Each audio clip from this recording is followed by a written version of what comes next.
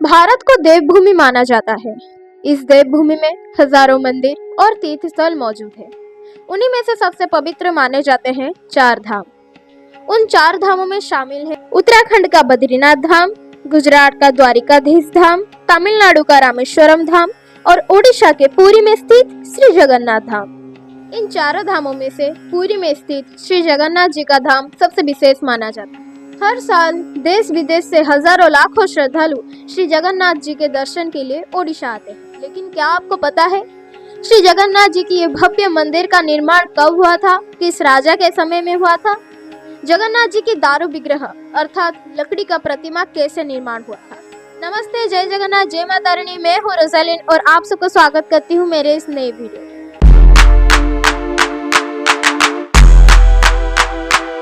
जगन्नाथ शब्द जिसका अर्थ है जगत के नाथ अर्थात पूरे संसार के स्वामी।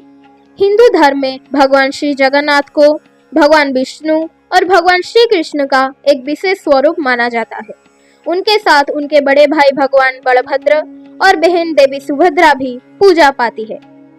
श्री जगन्नाथ मंदिर का प्राचीन इतिहास मुख्य रूप से दो आधारों पर आधारित है, पौराणिक परंपरा और ऐतिहासिक प्रमाण।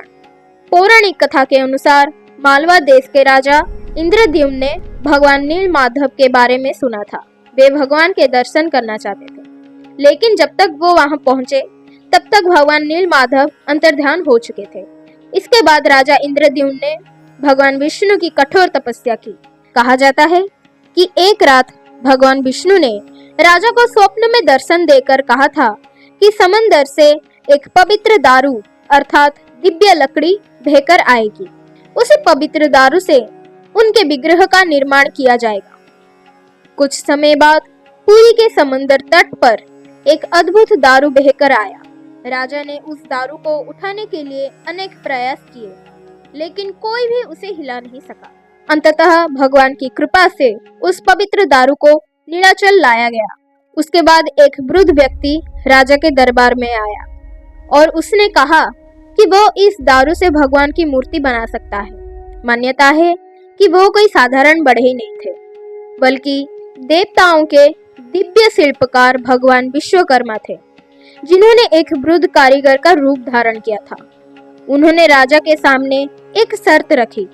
उन्होंने कहा, मैं एक बंद कक्ष में 21 दिनों तक भगवान की मूर्ति का निर्माण करूंगा। इस दौरान कोई भी व्यक्ति दरवाजा नहीं खोलेगा।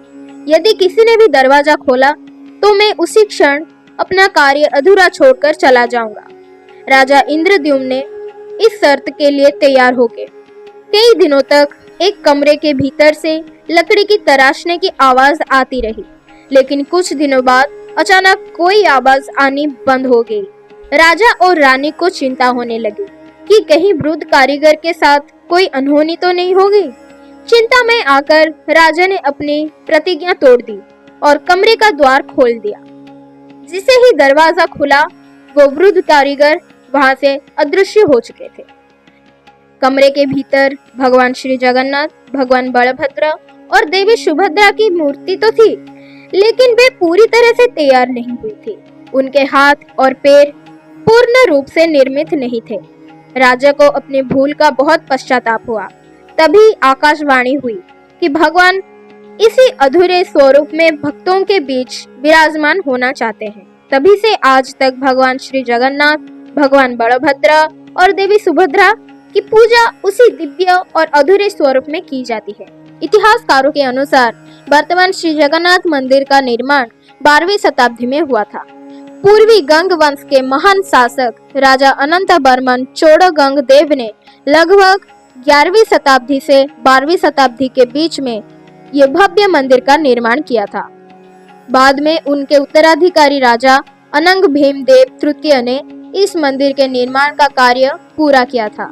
श्री जगन्नाथ मंदिर ओडिशा की पुरी शहर में बंगाल की खाड़ी के समुद्र तट से लगभग 2 किलोमीटर की दूरी पर स्थित है। मंदिर की ऊंचाई लगभग 214 फीट है। ये मंदिर कलिंग स्थापत्य शैली का एक अद्भुत और उत्कृष्ट उदाहरण माना जाता है। श्री जगन्नाथ मंदिर एक ऊंचे पत्थर के चबूतरे पर बनाया गया है। मंदिर के चारों ओर मेघनाथ पाचेरी नाम की विशाल पत्थर की दीवार बनी हुई है, जिसकी ऊंचाई लगभग 20 से 24 फीट है। ये दीवार मंदिर की सुरक्षा और उसके पवित्र परिसर की रक्षा के लिए बनाई गई थी। मंदिर के मुख्य प्रवेश द्वार के सामने प्रसिद्ध अरुण स्तंभ स्थित है।